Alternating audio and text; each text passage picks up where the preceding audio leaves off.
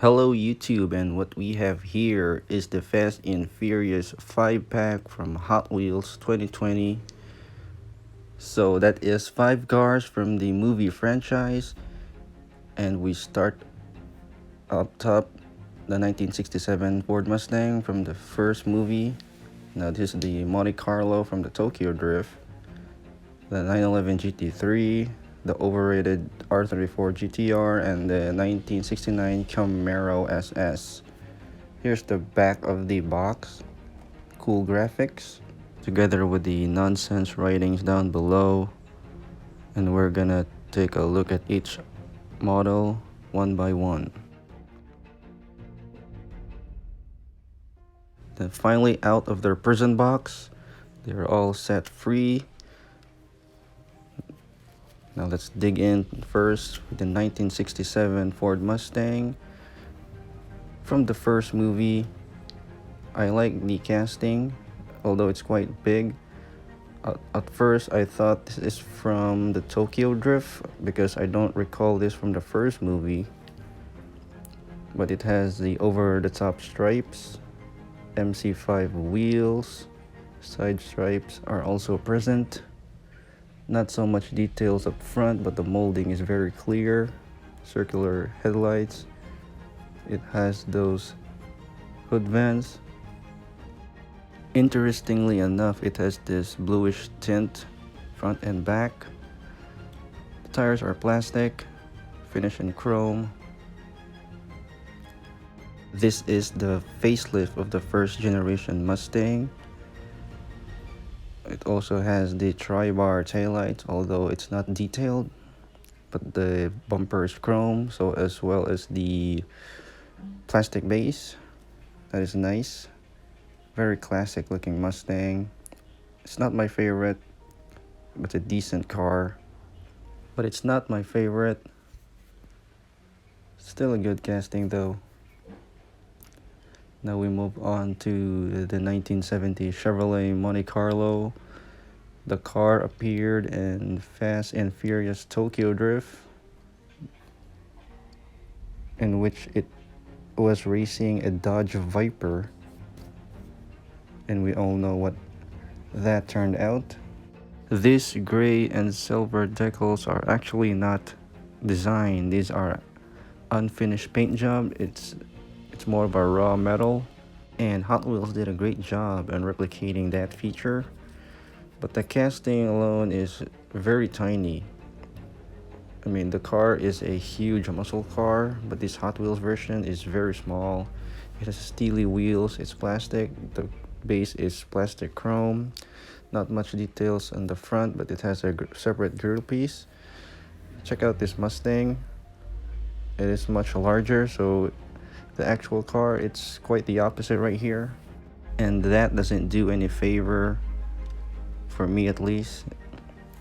So this is my least favorite of the bunch. Now let's move on to the Porsche 911 GT3. This is from Fast 5 movie. I like the color blue. This is a track version of the 911. This is actually the 996 version. If you mistake this from other GT3 RS casting, it has this plastic wing. Funny enough, it's facing downward, so it is doing the opposite of downforce. Not much to see back there, but it has dual exhaust. I like the lace chrome wheels, the GT3 RS decals on the side. The interior is plastic. Now the headlights are separate piece. It's actually part of the windshield, the plastic windshield that is. It is also finished in this interestingly bluish tint. There's the Porsche logo in the middle. Despite being a huge casting, I like it overall. I always like a 911 GT3 in my collection, so this is a must-have for me. I like the bright blue paint. Now the car that most of you are waiting for, it has a massive cult following. This is Brian's Skyline GTR R34 from Too Fast, Too Furious. A very popular car indeed. The casting is quite large, that's why I'm not a fan of it. But it's a decent casting. The molds are very clear, doesn't have any details at front.